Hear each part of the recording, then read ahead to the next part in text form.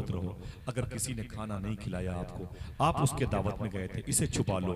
कोई पूछे खाना मिला, तो सूफिया कहते हैं खाना के जवाब देने से पहले अपने दांतों में खिलाल करने लगो।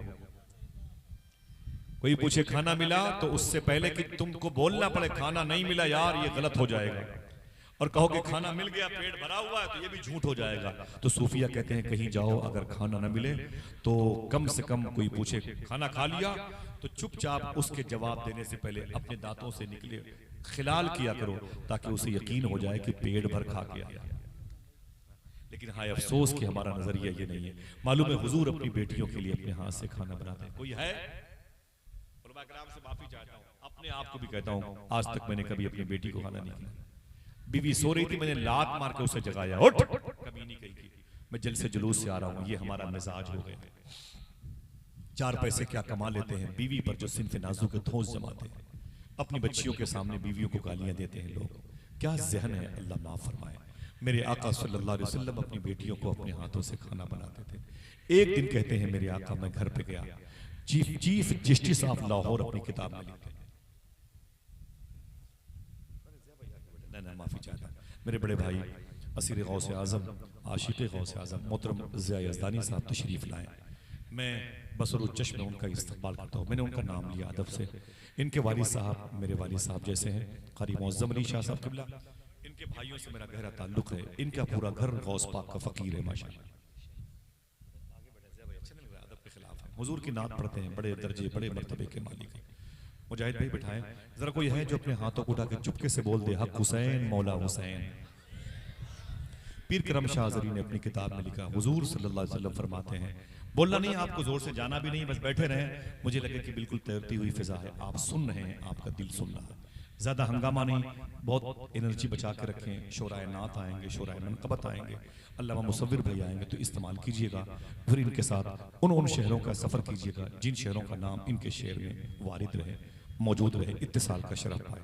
सुने मेरे आका रात रात भर अपनी बच्चियों की मोहब्बतों के साथ साए में रहते थे, अपनी बच्चियों को टूटने नहीं देते थे। जब मेरे आका रात के हिस्से में घर आते तो हुजूर जख्मी होते थे, अपने खून आलूद लिबास को धुलते थे, उसके बाद हुजूर अपनी बच्चियों के लिए खाना बनाते थे।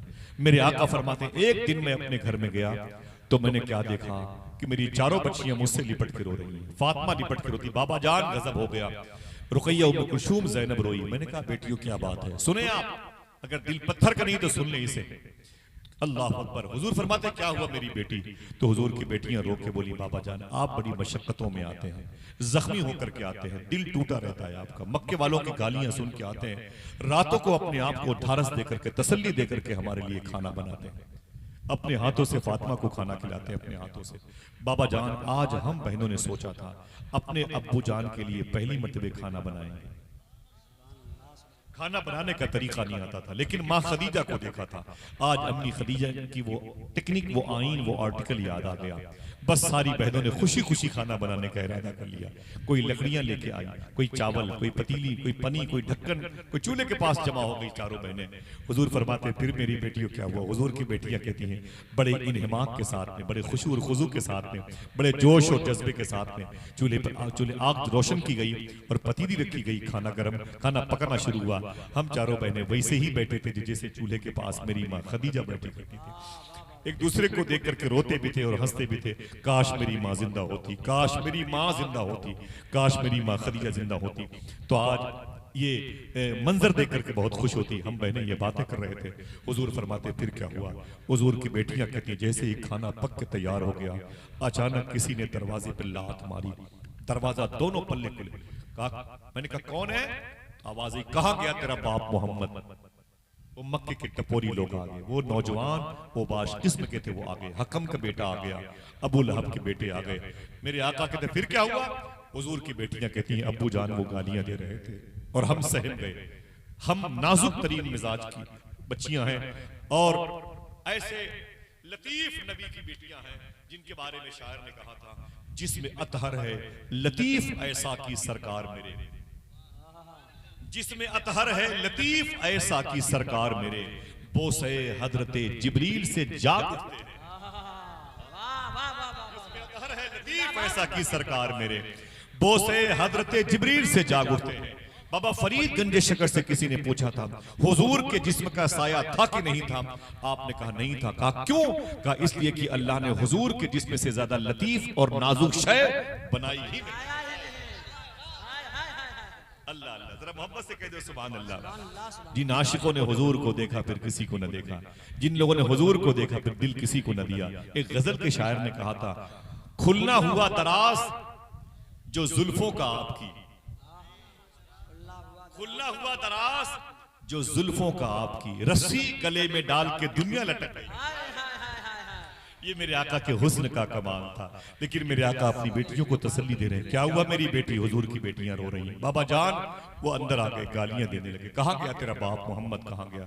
मैंने कहा वो तबलीग के दीन के लिए मक्के के किसी गली में होंगे, किसी शख्स को अल्लाह का दीन समझा रहे होंगे। वो करीब आए, देखा तो चूल्हा जल रहा था। उनमें से एक जालिम करीब आया। हुजूर फरमाते फिर क्या? हुजूर की बेटियां रोने लगी। कहा बड़ी मोहब्बतों से ये ख्वाब देखा था, सोचा कि आप खुश होंगे तो मुझे उस ख्वाब की ताबीर मिल जाएगी, आप खा लेंगे तो ख्वाब की ताबीर मिल जाएगी। लेकिन हुआ क्या? बाबा जान वो आया, उसने ढक्कन खोल के देखा तो खाना पक रहा था। उसने कहा ये खाना किसके लिए है? तो हम बहनों ने कहा कि हम अपने बाबा जान के लिए बना रहे हैं। तो मालूम है उन लोगों ने गालियां दी। कहा तेरा बाप तो भूखा रहता है, पेट पर पत्थर बांधता है। ये भी सुनने में आया कि जिब्रील जन्नत से खाना लेके आता है, उसके लिए खाना बन रहा है। हुजूर की बेटियां कहती इतने में वो जालिम बाहर गया। और बाहर जाने के बाद मैं हुजूर के घर की बात कर रहा हूँ, मैं नबियों के इमाम की बातें कर रहा हूँ, मैं वजह तख्लीक के कायनात की बातें कर रहा हूँ, जिसकी वजह से कायनात की डिलीवरी हुई है उसकी बातें कर रहा हूँ। अगर कोई पहलवान बड़ा ताकतवर है तो बता दो कि उसको ताकत भी हुजूर की वजह से मिली है। बहुत ही कोई सर्वकत जैसा है तो बता दो कि उसके कद को जो तवारत का शरफ मिला है ये हुजूर की वजह से मिला है। समझ रहे हैं आप? अगर किसी की सांसों में बड़ा प्रेशर है तो ये प्रेशर भी हुजूर की वजह से। हुजूर कायनात की जान है, वजह तख्लीक कायनात, मकसूद कायनात, मकसद कायनात है, मालूम है। लेकिन हुजूर खामोश हैं। किस मोड़ पर आमिना का लाल है? मेरे आका फरमाते फिर क्या हुआ? हुजूर की बच्चियां कहती हैं वो बाबा जान वो बाहर चला गया, वो हकम का बेटा वो बाहर चला गया और नाली से कचरे निकाल करके लाया और निकाल करके ढक्कन खोल करके उसी पतीली में डाल दिया। पूरे पतीली का खाना गंदा कर दिया और जाते बोले खिला देना अपने बाप मोहम्मद को, अपने बाप मोहम्मद को खिला देना। बाबा जान हमारे ख्वाब की ताबीर यही थी कि आप खा लेते, लेकिन उस जालिम ने खाना बर्बाद कर दिया, इसलिए बहुत रो रहे हैं। मेरे आका सल्लल्लाहु अलैहि वसल्लम रोने लगे और रो के अपनी चारों बेटियों को हुजूर ने सीने से लगाया और फरमाया ऐ मेरी फातिमा, ऐ मेरी ज़ैनब, ऐ रुकैया उम्मे कुलसूम, मत रो मत रो मत रो, सुन। देखना कौन है जो सुभान अल्लाह कहता है। मत रो मेरी ज़ैनब, मेरी फातिमा, मत रो, सुन। एक दिन ना अबू जहली बाकी रहेंगे, ना अबू लहबी बाकी रहेंगे। अगर बाकी रहेगा तेरे बाप मोहम्मद का नाम बाकी रहेगा। जब भी मुअज्जिन अज़ान के लिए मिंबर पर आएगा मस्जिद के तो किसी के बाप का नाम नहीं लेगा, तेरे बाप का नाम लेगा, तेरे बाप का नाम लेगा। 100 साल पहले नहीं 80 साल पहले इसी मुरादाबाद की जमीन पर अल्लामा काफी मुरादाबादी ने फांसी के फंदे को गले में डाल के कहा था सुन अबे अंग्रेजों सुन, कोई गुल बाकी रहेगा ना चमन रह जाएगा, बस रसूलुल्लाह का दीन हसन रह जाएगा। नारे तकबीर, बस रसूलुल्लाह का दीन हसन रह जाएगा। 10 साल के फलस्तीन के बच्चे से पूछा गया बेटा बड़ा होके क्या बनेगा? डॉक्टर, इंजीनियर, चीफ जस्टिस, काजी कुज़ार। बोले चुप, मैं फलस्तीनी हूं। मुझसे पूछते हो कि 10 साल की उम्र के बच्चे को तुम बेटा बड़े होके क्या बनोगे? सुन, हम फलस्तीनी हैं, हम बड़े होने के लिए नहीं पैदा होते, हम तो बचपन में ही शहीद हो जाया करते हैं। और बताना चाहते कोई गुल बाकी रहेगा ना चमन रह जाएगा, बस रसूलुल्लाह का दीन हसन रह जाएगा। इस्लाम ये संडीला का लड्डू नहीं, इसे खा के हजम करो। इस्लाम ये खुशबू है, इसे फैलने से कोई रोक नहीं सकता। हाथों उठा के बोलो इस्लाम जिंदाबाद। इस्लाम, जिस इस्लाम के वजूद में इमाम हुसैन का लहू शामिल है वो नहीं मिट सकता। इसे मिटना होता तो ताइफ में मिट गया होता, इसे मिटना होता तो करबला में मिट गया होता। जो करबला में न मिटा कभी नहीं मिटेगा इंशाअल्लाह। हाथों उठा के बोलो इंशाअल्लाह, दिल से बोलो इंशाअल्लाह। और बता दो सब्र का नाम है जिंदगी, जुल्म का नाम मौत है। मर गए तुम यजीदियो, जिंदा मेरा नाम है, जिंदा मेरा नाम है। मेरे आका फरमाते सुन मेरी बेटियों, ना अबू जहली बाकी रहेगा ना अबू लहबी बाकी रहेंगे। अगर बाकी रहेगा तेरे बाप मोहम्मद का नाम बाकी रहेगा। बताओ मुझे अजानों में किसका नाम लिया? नोटों पे जिनकी तस्वीरें हैं क्या उनका नाम कभी मुअज्जिन लिया है? वर्ल्ड कप क्रिकेट का जो जीत के आते हैं कभी उनका नाम मुअज्जिन लेता है? नहीं लेता। अपनी जबानों को नहूसत और बेबरकती से महफूज रखने के लिए उसे किसी और नाम की जरूरत नहीं, आमिना के लाल का नाम। समझ रहे आप, बस रसूलुल्लाह का दीन हसन रह जाएगा। अल्लाह के नबी सल्लल्लाहु अलैहि वसल्लम की ही चारों बेटियां हैं। हुजूर सल्लल्लाहु अलैहि वसल्लम ने बाद में मखदूमा सौदा से शादी की। अब हुजूर की ये चारों बेटियां शादी के लायक हो गई हैं। मखदूमा ज़ैनब, रुक़ैया, उम्म कुलसूम की हुजूर ने शादी की। हुजूर की तीनों बेटियां क्यों शादी हो गई? हुजूर की एक बेटी जिसे मखदूमा फातिमा कहते हैं, अभी उनकी शादी नहीं हुई। मदीने शरीफ हुजूर आ गए, बड़े बड़े टॉप क्लास के लोगों ने रिश्ते दिए। जनाब सिद्दीक़ अकबर का पैगाम रसानी का मामला है। उमर फारूक आजम ने भी रिश्ते भेजे थे, हुजूर ने एक्सेप्ट नहीं किए। क्या मतलब? हुजूर ने अपनी बेटी फातिमा के लिए किसी भी शख्स का इंतखाब नहीं किया कि ये मेरी फातिमा उसकी ज़ौजा बने और मदीने का फला शख्स मेरी फातिमा का ज़व्वज बने। समझ रहे? अभी हुजूर ने अपनी बेटी का रिश्ता नहीं किया, मखदूमा फातिमा का रिश्ता किसी से नहीं किया। एक दिन दोपहर का वक्त है, जनाब उमर फारूक आजम मदीने शरीफ में अपने घर से निकले। उनके सामने सिद्दीक़ अकबर खड़े थे। जब इन दोनों बुजुर्गों का नाम आया तो सुभान अल्लाह कहा। अगर तशरीयों को तकलीफ होती है तो बस आप उसको तकलीफ दें, आपको सवाब मिलता रहेगा। समझ रहे? सिद्दीक़ उमर बाहर आ गए। उमर फारूक आजम ने कहा, ऐ मेरे भाई सिद्दीक़, कैसे बाहर आना हुआ, कैसे बाहर आना हुआ? तो सिद्दीक़ अकबर ने कहा, हुजूर की बेटी फातिमा की शादी नहीं हुई है, मुझे थोड़ी सी फिक्र हो रही है, शादी हो जाती सुकून मिल जाता। बोले तुम किसके साथ उसकी शादी के लिए क्या इरादा है तुम्हारे साथ? कोई है मुंतखब, कोई सोचा है कोई लड़का? तो जनाब सिद्दीक़ अकबर ने कहा, मैंने फातिमा के लिए एक लड़का ढूंढ लिया है। मैं चुप हूं, मैं आराम कर रहा हूं, आप भी आराम कर लें। हुसैन की तरबियत, हुसैन की इंस्टीट्यूट, हुसैन का कॉलेज, हुसैन की दानिशगाह, हुसैन का कैंपस, हुसैन की लॉज कैसी है, उस तरबियत गाह को देखो, उस नशिस्त गाह को देखो, उस दामन को देखो, तब पता चलेगा ये जो चमकता हुआ मीनार है अजमत हुसैन का, इसकी बुनियाद की ईंट कितनी मजबूत है। जनाब सिद्दीक़ अकबर ने कहा, फारूक आजम, मैंने फातिमा के लिए रिश्ता देख लिया। बेटियों ने जरा मोहब्बत से बोलो, मैंने फातिमा के लिए रिश्ता देख लिया है। उमर फारूक आजम, कौन? हुजूर की बेटी फातिमा, वो उसके लिए मदीने में लड़का है? कौन है जो उनके लायक है, जो शूट करेगा, उनके मियार का हो, वो तकद्दुस माप उस अजीम हुजूर की शहजादी के मियार के लायक हो? देखना कितने लोग सुभान अल्लाह कहते हैं। जनाब सिद्दीक़ अकबर ने कहा, जो लड़का मैंने फातिमा के लिए ढूंढा है उसे दुनिया मौला अली कहती है। आय हाय, अली का नाम लबों के कमल में रहता है, ये बादशाह अकेले महल। अगर कोई जोर से सुभान अल्लाह ना कहने का वादा करे तो मैं शेर पढ़ दूं। दिले सूजा पे जैसे दस्त शबनम रख दिया देखो, दिले सूजा पे जैसे दस्त शबनम रख दिया देखो, अली के नाम ने जख्मों पे मरहम, जिंदाबाद पे जैसे दस्ते शबनम रख दिया देखो, अली के नाम ने जख्मों पे मरहम रख दिया देखो, दिल इसमें शब मेरी आंखों का दुश्मन था तो मौला ने लहू में एक चरागे इसमें आजम रख दिया देखो। एक शब्दों लहू में एक चरागे इसमें आजम रख दिया देखो, सखी दाता से इनामे कनात मैंने मांगा, सखी दाता से इनाम कनात मैंने मांगा था, मेरे कशकोल में खाने दो आलम रख दिया देखो, दिले सूजा पे जैसे, अरे बहुत बहुत शुक्रिया, दिले सूजा पे जैसे दस्ते शबनम रख दिया देखो, सखी दाता से इनाम में इंशाअल्लाह मैं ये पैसे अपने भाई के बख्ताशी लेके जाऊंगा, लेकिन कोई इस नियत से उठेगा नहीं कि अब ये सिलसिला चले। ठीक है, बैठे रहे, आपके पैरों की मिट्टी काफी है, मेरी पेशानी पे चमक लाना। सुने आप, जनाब सिद्दीक़ अकबर ने कहा कि मैंने रिश्ता ढूंढ लिया है। बोले कौन है वो? फरमाया उसका नाम, और कोई बोले, ऊंची बोले, मौला अली है। बोले ओह मौला अली? बोले हाँ यार ये रिश्ता बड़ा जचेगा, आओ चलो अली से मिलते हैं। सिद्दीक़ उमर अली के पास आए। हुजूर ने अपनी बेटी की शादी जिससे की, उसके पास 1 करोड़ की कार थी नहीं, उसके पास फ्लैट्स थे नहीं थे, उसकी बिल्डिंग थी, प्लाटिंग का काम था, कुछ भी नहीं था। आज मैं बता दूं मेरी बहनों, सुनना और अपनी माओ को बताना, जिनके तरफ से कोई रिश्ते कमजोर होते हैं तो लड़कियां आंसू बहाती हैं, मेरा शोहर तो कुछ नहीं है कमाता, 10-15-20 हजार में क्या कर लेगा वगैरह वगैरह। बता दूं हुजूर ने अपनी सबसे लाडली बेटी फातिमा की शादी जिस लड़के मौला अली से की थी, उनका बिजनेस क्या था बता दूं? हाथों को उठाओ, बता दूं, उठाए रखो उठाए रखो उठाए रखो, इसे याद रखोगे इंशाअल्लाह कि मौला अली का बिजनेस क्या था। बता दूं, मौला अली मदीने के पहाड़ों से घास काट के उसे बोरे में रख के मदीने के बाजारों में बेचा करते। हम भी अपनी बेटी की शादी नहीं कर सकते, हमारे मिजाज में भी वही जो है ना तंतना मौजूद है, वही किब्र मौजूद है।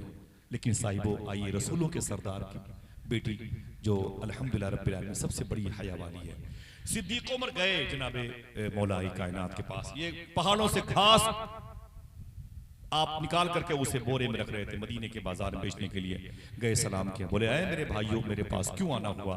तो सिद्दीक अकबर ने कहा आए अली तुम्हारे लिए रिश्ता लेके आया हूं। कोई और है? तुम्हारे लिए रिश्ता लेके आया हो, तुम्हारे लिए रिश्ता लेके आया। अली फरमाते हैं रोने लगे, आंख में आंसू आ गए, बोले मेरे भाई सिद्दीक मुझसे कौन शादी करेगा? मेरे बाप जनाबे अबी तालिब का इंतकाल हो गया, उनके बाप जनाबे अब्दुल मुत्तलिब का इंतकाल हो गया, उनके बाप जनाबे हाशिम न रहे, उनके बाप अब्द मुनाफ न रहे, कुसई न रहे, किलाब न रहे, मुर्रा न रहे, फहर न रहे, ये तमाम तर मेरे अजदादो अमजाद जमीन पे न रहे। मेरी माँ फातिमा बिनते असद है, ले देखिए मैं बहुत गरीब हूँ, ये घास बेचता हूँ तब 2 रोटियां मिलती हैं, एक माँ खाती एक मैं खाता, कौन मुझे अपनी बेटी देगा? किससे मेरी शादी के लिए तुमने इरादा बनाया है? जनाब सिद्दीक अकबर ने कहा देखना कौन सुभान अल्लाह कहता है, अली ऐसा ना बोलो, जिस लड़की के लिए मैंने तुम्हारा नाम इंतखाब किया वो कोई और नहीं, हुजूर की बेटी फातिमा है, फातिमा। अल्लाह अकबर। मखदूमा फातिमा के बारे में सूफी सुल्तान मैंने एक बात कही, इसे सोने के कलम से लिखिएगा। सूफी सुल्तान मैंने एक बात कही थी, फरमाते हैं कोई गैर सैयद अगर कोई गैर सैयद यानी हम और आप, कोई भी गैर सैयद फातिमा तैयबा ताहिरा से बहुत ज्यादा मोहब्बत करता है तब भी वो उसकी तरफ तवज्जो की नजर नहीं डालती। कोई भी गैर सैयद जब मखदूमा फातिमा के नाम के वजीफे करता है तब भी वो उसकी तरफ नहीं देखती। मैंने पूछा क्यों नहीं देखती है? जुमला सुने, इसे सोने के कलम से लिखिएगा। आप फरमाते हैं इसलिए कि वो अपनी तवज्जो को भी वो हया के दायरे में रखती है। पड़ोसी मुल्क के गोदरा शरीफ के साहिब सजादा के खलीफा के सामने कहा, वो खड़े हो गए बाबू शेख में रात के 2 बजे, बोले साईं तूने कैसी बात कर दी, मैं तेरे लिए कुछ तोहफा लेके आया, रात के 2 बजे लेके। वो बहुत बोले आज जिंदगी मैंने मखदूम कायनात की शख्सियत पर इतना मुबारक नहीं सुना। तो फिर वो बोले कि अगर कोई बहुत ज्यादा मोहब्बत करता है मखदूम कायनात से, तो मैंने कहा सूफी साहब किबला फरमाते हैं अगर कोई गैर सैयद मखदूमा फातिमा से ज्यादा मोहब्बत करता है तो वो उसे शेख अब्दुल कादिर जिलानी के हवाले कर देते। मेरा टॉपिक गौस पाक नहीं है, गौस पाक के दादा है। किसी मौके पर आऊंगा गौस पाक की बातें करूंगा तब आप आएंगे? इंशाअल्लाह नहीं आएंगे? कहाँ जाएंगे? सारी जमीन गौस पाक की है। तेरी चिड़िया है तेरा दाना पानी, तेरा मेला तेरी महफिल है गौस। यूट्यूब पे कोई बात है, आसिफ साहब ने बात करी, वो बाइकाट करो, ये करो, वो करो। सुनो मैं हलफ उठा के बोल दूं आज तक मैंने गौस पाक की शान में ऐसी कोई बात नहीं की जिसकी दलील मौजूद ना हो। मेरे शेख के तसरुबात में शक न करना, बस जा छोड़ दिया हाफिज कुरान समझ के बात। सुने मेरे आका सल्लल्लाहु ताला अलैहि वसल्लम की लाडली बेटी, कहा सिद्दीक उमर ने ऐ मेरे भाई अली जाओ जाओ जाओ जाओ हुजूर की बारगाह में जाओ और रिश्ता लेके जाओ, कहना आपकी बेटी फातिमा मुझे मिल जाए, मैं उसका शौहर उसका ज़व्वज बनना चाहता हूँ। अली फरमाते हैं भाई मेरे यार ये शर्म की बात है, हुजूर की बारगाह में मैं उस दरबार में दरबान बन के रहता हूँ, मैं वहाँ का मुहाफिज हूँ, कैसे मैं कहूँगा अरे जाओ जाओ जाओ। मौला अली सरकार को बहुत प्रेशर डाला तो उठ के खड़े हुए, आए हुजूर की बारगाह में आ रहे थे रिश्ता लेके। क्या करना? मौला अली हुजूर की बारगाह में आ रहे थे रिश्ता लेने, रिश्ता ले करके आ रहे थे। अल्लाह ने जिब्रील को भेज के अपने हबीब को बता दिया, अरे मेरे हबीब अली रिश्ता लेके आ रहे। जैसे मौला कायनात घर के अंदर दाखिल हुए, हुजूर से फरमाया बैठो अली। जैसे अली बैठे वैसे हुजूर ने जुमला कहा, कोई एक आदमी है सुभान अल्लाह का, मालूम है क्या कहा? जैसे मौला अली बैठे हुजूर मुस्कुराए, मुस्कुरा के बोले अली क्या रिश्ता लेके आए हो? मोहब्बत से कह दे सुभान अल्लाह।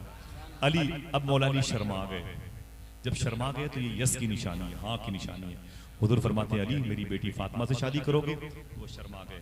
मालूम है जब खामोश हुए ना, जब खामोश हुए, भाई भीड़ ज्यादा कोई बात नहीं, भीड़ ज्यादा है, ठीक है बहुत बहुत शुक्रिया, बैठे रहे भाई, बैठे रहे, बैठे बैठे बैठे बैठे बैठे माशाल्लाह। जरा हाथ उठा के बोले हक हुसैन मौला हुसैन, हक हुसैन, हक हुसैन मौला हुसैन। मेरे आका फरमाते अली शादी करोगे? फरमाया कि अल्लाह की जैसी मर्जी, हुजूर की जैसी मर्जी।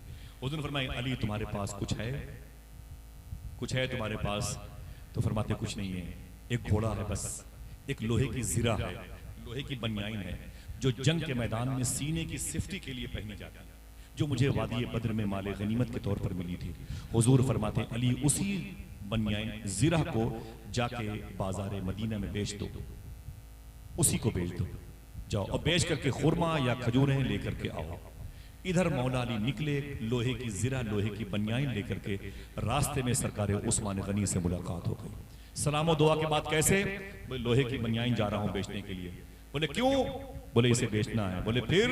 बोले इससे पैसे खुरमे और खजूरें खरीदनी है। बोले क्यों? बोले मेरी शादी फातिमा से होने जा रही है। वो खुश हो गए, ये तो मेरे साड़ू बनने वाला। खुश हो गए। मालूम है? बोले कि ये लोहे की ज़िरा तुम बेचोगे? बोले हाँ। बोले तुम मेरे हाथ से बेच दो, मेरे हाथ से बेच दो, जो भी बताओ कीमत। सौदा पटना शुरू हुआ। 50, 100, 150, 2, 250, 3, 350, 4, 450, 480 रुपए में वो लोहे की ज़िरा मौला अली ने बेची उस्मान गनी के हाथ। कितने? 4 लोग ही बोलो भाई। 480 की उस्मान गनी ने पैसे दिए। सरकार उस्मान गनी को मौला अली ने लोहे की ज़िरा दी। दोनों जैसे अपने अपने रास्ते की तरफ मुड़े, उस्मान गनी फरमाया, ए अली रुको रुको रुको रुको। मौला अली ठहर गए। फरमाया क्या बात है? फरमाया क्या बात है? तो जनाब उस्मान गनी कहते हैं पैसे पूरे हैं? बोले जी पैसे पूरे हैं। बोले लोहे की ज़िरा? बोले वो मैंने आपको दे दी है। उस्मान गनी मुस्कुराए। देखना कोई है जो मुस्कुराकर सुभान अल्लाह। उस्मान गनी मुस्कुराए और मुस्कुरा करके बोले सुन मेरे भाई, ये लोहे की जो ज़िरा है मैं गिफ्ट के तौर पर तुझे वापस करता हूँ। ये क्यों किया? हुजूर की एक हदीस शरीफ है बुखारी शरीफ में, किसी मौके पर बताऊंगा, जो जनाब अब्दुल्ला बिन जाबिर बिन अब्दुल्ला के साथ ये वारिद हुई थी हदीस शरीफ मदीने शरीफ में। अभी मेरा टॉपिक है, थोड़ी सी बात है, बस खत्म कर दूंगा इंशाल्लाह जल्दी। दिक्कत तो नहीं हो रही है? दुआ करो अल्लाह हमारी आसानियों की चादर को वसी फरमा दे, हमें सुकून अता फरमाए। अच्छी सोच रखो, ये विलायत की निशानी है, कामयाब रहो इंशाल्लाह। सूफी सुल्तान में फरमाते हैं जिससे तुम्हारा दिल न लगे, जुमला सुनिएगा, जिससे तुम्हारा दिल न लगे उसकी बात ना करो, कामयाब हो जाओगे। जिससे तुम्हारा दिल न लगे उसकी बात ना करो, कामयाब हो जाओगे इंशाअल्लाह। कहते हैं गुनाह को देखने के मामले में अंधे हो जाओ, कामयाब हो जाओ। ठीक है, हम दूसरों के ऐब को देखते हैं, दूसरे को नुक्स को देखते हैं, टॉपिक नहीं सुने। अल्लाह हमें सच्ची तौबा की तौफीक अता फरमाए, हमारी तन्हाइयां मुसलमान हो जाएं, आमीन। मालूम है मेरे आका के ये लाडले होने वाले दामाद मौला अली खुरमा और खजूरें लेकर के घर में आने वाले थे। हुजूर उठ करके अंदर गए अपनी बेटी फातिमा तैयबा के पास। हुजूर ने फरमाया फातिमा ताल, मखदूम कायनात करीब आई। हुजूर ने पेशानी चूमी, अपनी बेटी को अपने मुबारक सीने से लगाया। फरमाया ऐ फातिमा, अल्लाह की मर्जी है, उसके रसूल की मर्जी है, थोड़ी देर में तेरा निकाह अली से होने वाला है। हुजूर ने अपनी बेटी से बताया तेरा निकाह अली से होने वाला। इतना सुना तो मखदूमा फातिमा रोने लगी। जब रोई तो हुजूर ने फरमाया क्यों रोती है? खुशी की बात है, तेरी शादी का दिन, तेरी ज़ैनब और रुक़ैया और कुलसूम अपने अपने घरों में है, तू भी अपने घर चली जाएगी। मखदूमा फातिमा कहती है मुझे मेरी माँ की याद आ रही है, माँ मुझे मेरी माँ की याद आ रही है, मुझे मेरी माँ की याद आ रही है। मैं भी जब जलसों की दुनिया से वापस जाता था, ज़िया भाई आपकी माँ का इंतकाल हुआ, तो रात में कभी 3 बजे जाता तो मैं अपने घर के अंदर नहीं आता था। मैं अपना बैग, अपनी अटैची चुपचाप गाड़ी से उतार करके, एक टेबल है मेरे घर के, मेरे बरामदे में मेरे बड़े बड़े डॉक्टर हैं, उनके पेशेंट मरीज बैठते हैं, मैं उसी पे चादर बिछा करके चुपचाप लेट जाता था, क्योंकि कमरे के उस पार मेरी माँ सोती रहती थी। जरा सी खटखट की आवाज़ पर मेरी माँ की नींद में खलल पैदा होता तो मेरे घर जाने से फ़ायदा क्या होता? मैं अपनी माँ को डिस्टर्ब नहीं करता था। आप यकीन करो मैं 10, 15, 20 मिनट सोता था कि मेरी माँ की आँख खुल जाती, खुद ही दरवाज़ा खोल के बाहर चली जाती और कहती बेटा तू यहाँ सो रहा है, अंदर क्यों नहीं आया, मुझे जगाया क्यों नहीं? तो मैंने कहा अम्मी तू सो रही थी, मेरी हिम्मत नहीं पड़ी। तो मैंने कहा तू कैसे उड़ गई मेरी माँ? तो अम्मी कहती थी बेटा मेरा दिल धड़कने लगा अचानक, मुझे एहसास हुआ कि शायद मेरा बेटा, अब मेरी माँ कब्र में है। शायर ने क्या कहा था, मेरी माँ ख्वाब में आकर मेरी हालत पे रोती है कि ज़ेरे खाक भी माँ की परेशानी है। कोई है जिसकी माँ जिंदा है? हाथ उठा के बता सकता है? जिसकी माँ, में हुसैन का वास्ता उठाया अपने हाथ, जिनकी माँ जिंदा है, कसम नहीं खिला रहा हूँ आपको, हल्फिया बयान नहीं दे रहा हूँ, लेकिन इंशाअल्लाह बोले, दिल से बोले इंशाअल्लाह, कभी भी अपने घर से जब बाहर जाया करो तो अपनी माँ का हाथ चूम के जाया करो इंशाअल्लाह। हाथ नीचे करें, हाथ नीचे करें। क्या ऐसा आप कर सकते हैं? मुझे बताएं, ऐसा कर सकते हैं? अपनी माँ का हाथ चूम के जाएंगे इंशाअल्लाह, दिल से बोले इंशाअल्लाह, ठीक है। और जिनकी माँ अपनी कब्र में है, दुआ करो हर हफ्ते में एक दिन ही सही अपनी माँ की कब्र पे जाया करो, दिल से बोले। और जाया करो तो कब्रिस्तान में कम से कम पार्ले बिस्किट है, चूटियों को चीनी जरूर लेके जाया करो, चिड़ियों के लिए बिस्किट लेके जाया करो, इंशाल्लाह बुजुर्गों का तरीका रहा है। और अगर एक कब्रिस्तान में 100 मुर्दे हों तो सूफी सुल्तान में फरमाते हैं कि ये सोच के वहां पर मत जाओ कि इस कब्रिस्तान में मेरी माँ मेरे बाप दफन हैं, ये सोच के जाया करो कि इस कब्रिस्तान में 100 मरतबे मदीने वाले आका तशरीफ ला चुके हैं। ये हुजूर की गुजरगाह है, समझे साहिबो। अपनी माँ से मोहब्बत करोगे इंशाल्लाह बहुत पछताओगे, तुम्हारे आंसू कोई पोंछने वाला नहीं होगा, तुम्हारी दुआओं पर कोई आमीन कहेगा कबूल नहीं होगी।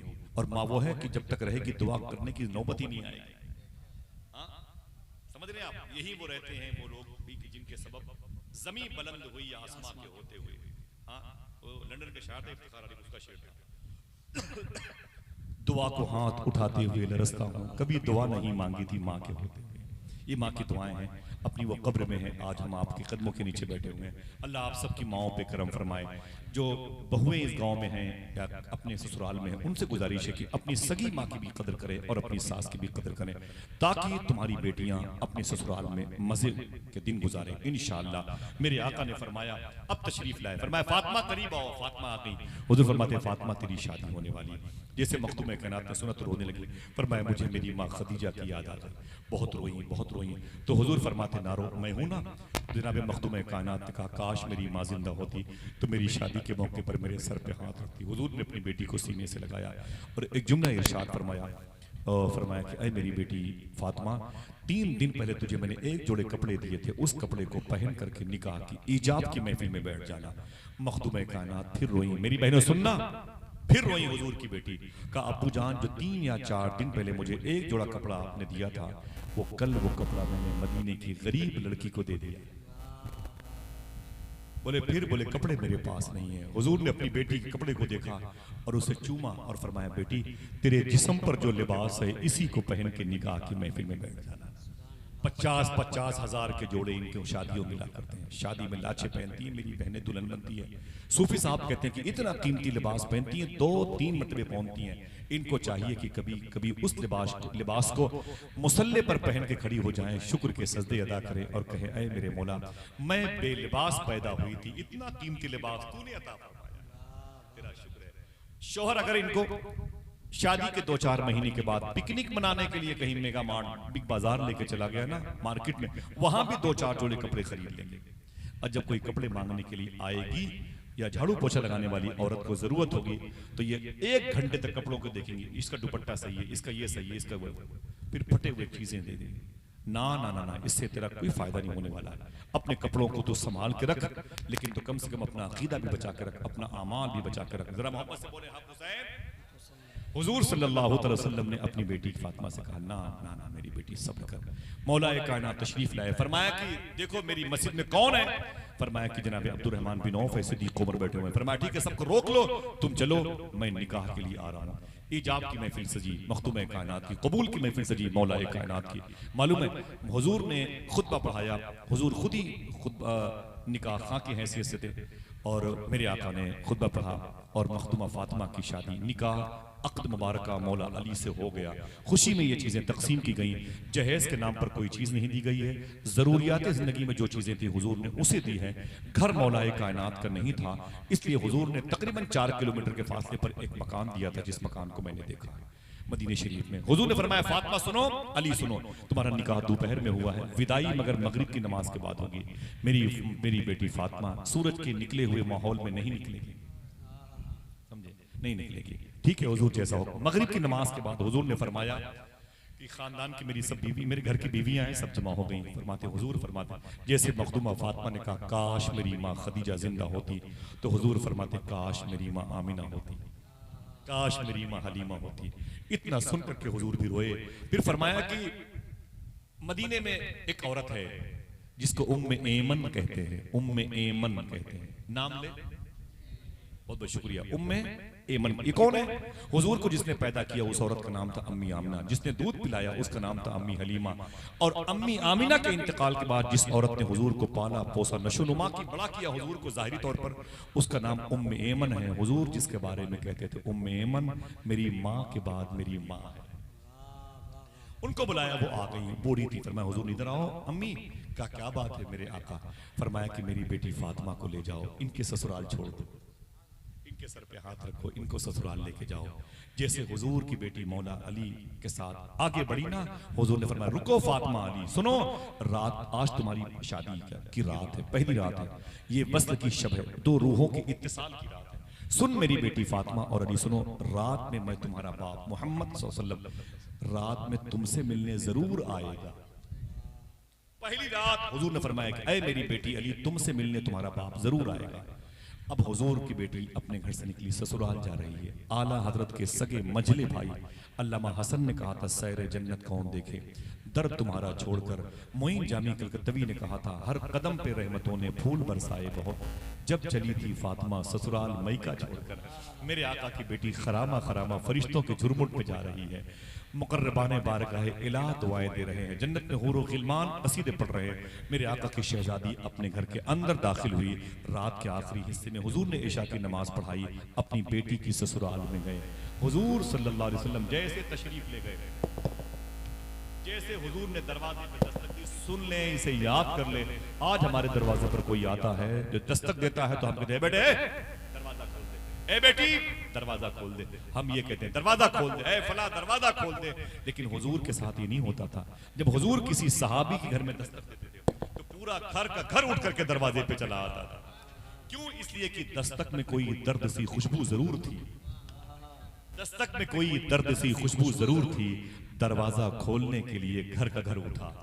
मेरे आका की जैसे दस्तक की आवाज पहुंची, मखदूमा का फातिमा कहती है, अली ये दस्तक मेरे बाबा ने, खुशबू बता रही है कि मेरे आका तशरीफ लाए हैं। दोनों लोग दौड़ करके दरवाजे पर आए, दरवाजा खोला, हुजूर अंदर तशरीफ ले गए। मखदूम कायनात को फरमाया बेटी बैठ जाओ। अली से फरमाया हुजूर ने एक गिलास पानी लेके आओ। मौला अली सरकार ने एक गिलास पानी लाया।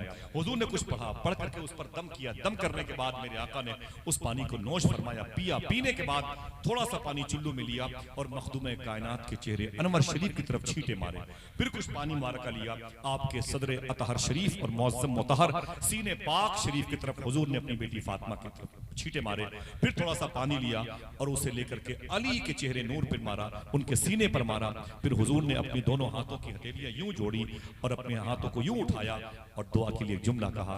देख लें आप, इसे सोने के कलम से लिखें, अपने घर के दरवाजे पे लिखें। हुजूर फरमाते हैं, ऐ मेरे मौला, मेरी बेटी फातिमा और मेरे अली की औलादों में बरकतें अता फरमाना। ये बरकत ही तो है।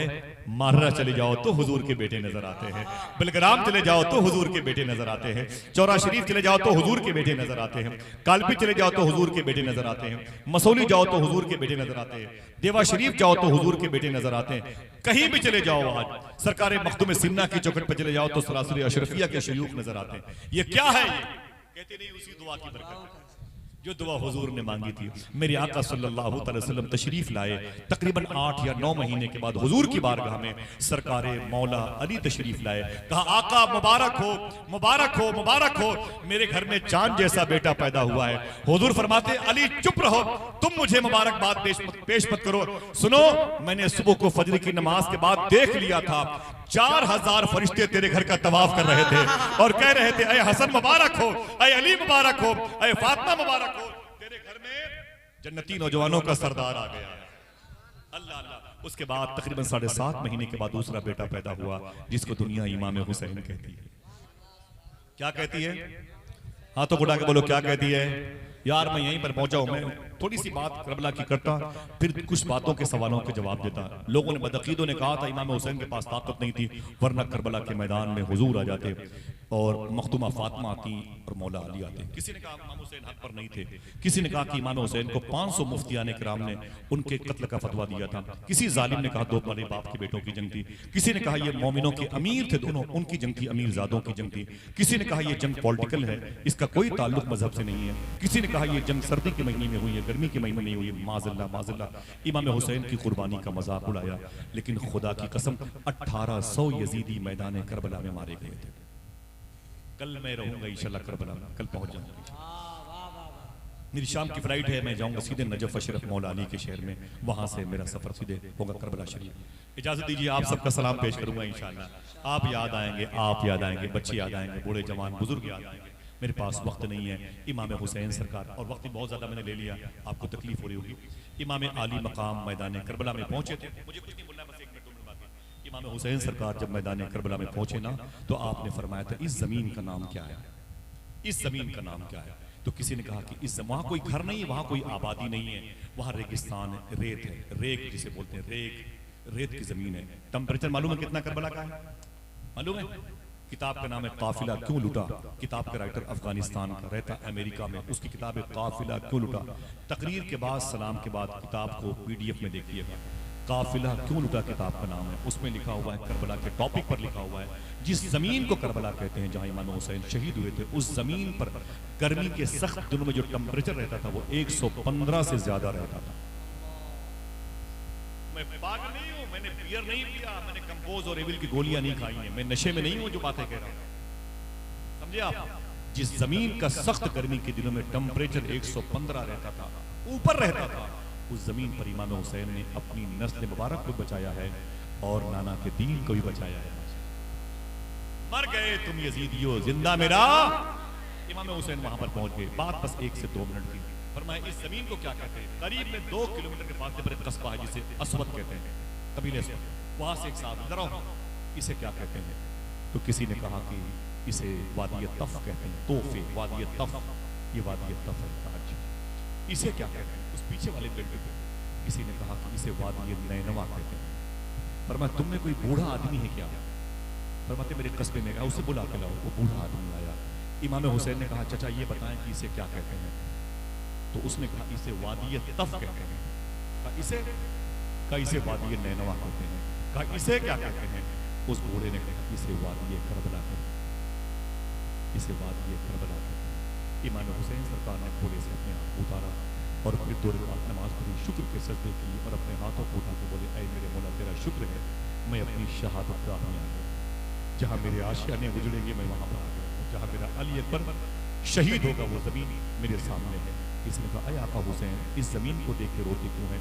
पर मैं मेहरबान की जंग से वापसी के मौके पर मेरे मौला अली सरकार, मेरे बाबा, मेरे अब्बू, मैं उनके साथ था, इसी जमीन पर खड़े होकर रोए थे।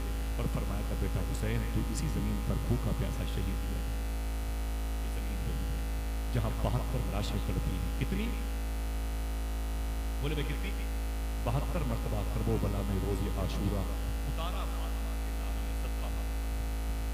ये फातिमा एक शेर आप बहुत पढ़ते हैं, वो शेर क्यों पढ़ते हैं? क्यों पढ़ते हैं? बात खत्म, सुनिए आप।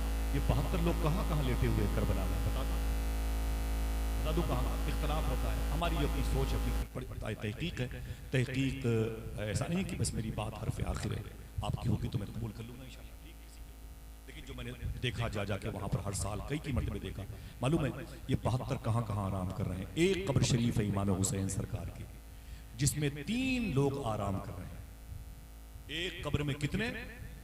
दाएं तरफ मौला अली अकबर हैं, हम शक्ल मुस्तफ़ा भी हैं, हम शबीह मुस्तफ़ा। दाएं तरफ मौला अली अकबर हैं, बाएं तरफ मौला अली असगर है। मौला अली असगर है। इनसे पूछा गया था कि अली असगर को बाएं तरफ क्यों रखा गया? तो जवाब दिया दिल को दिल के पास रखा जाता है। एक कब्र में कितने हैं? ऊंची बोलो भाई।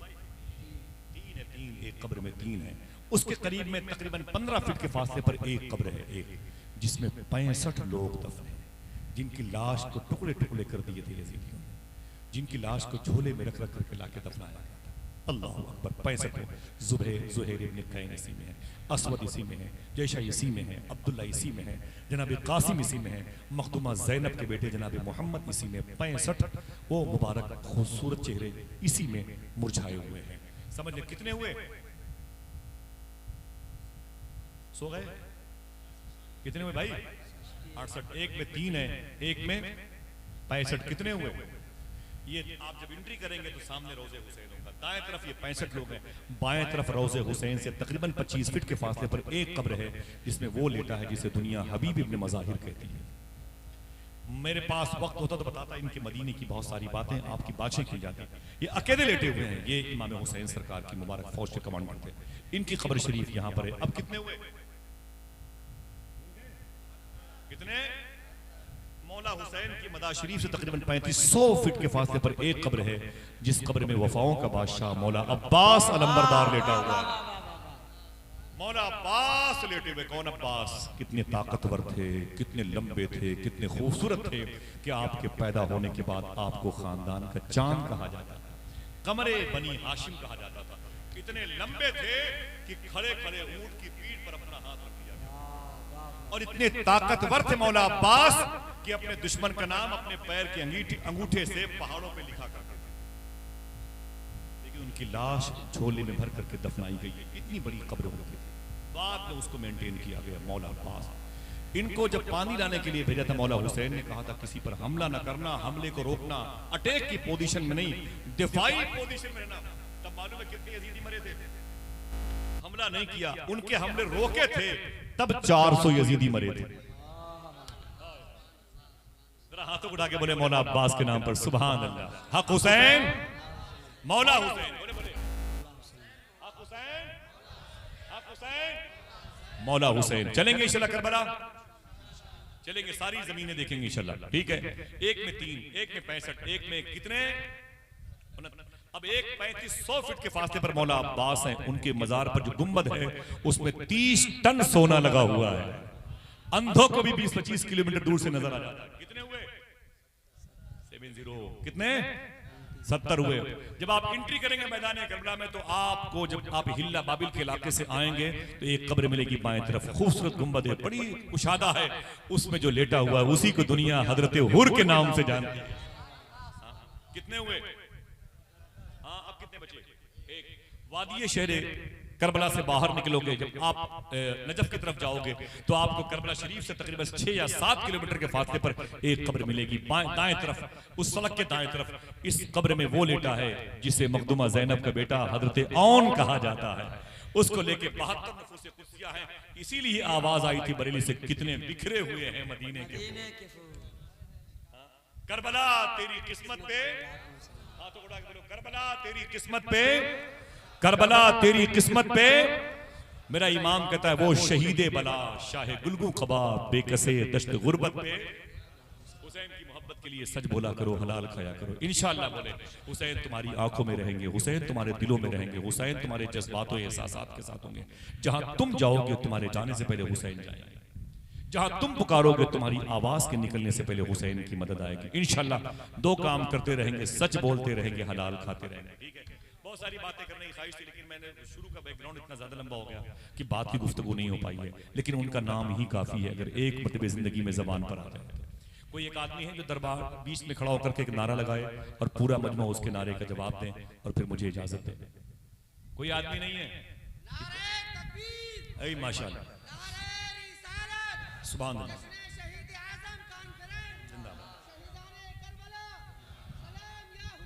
सलाम।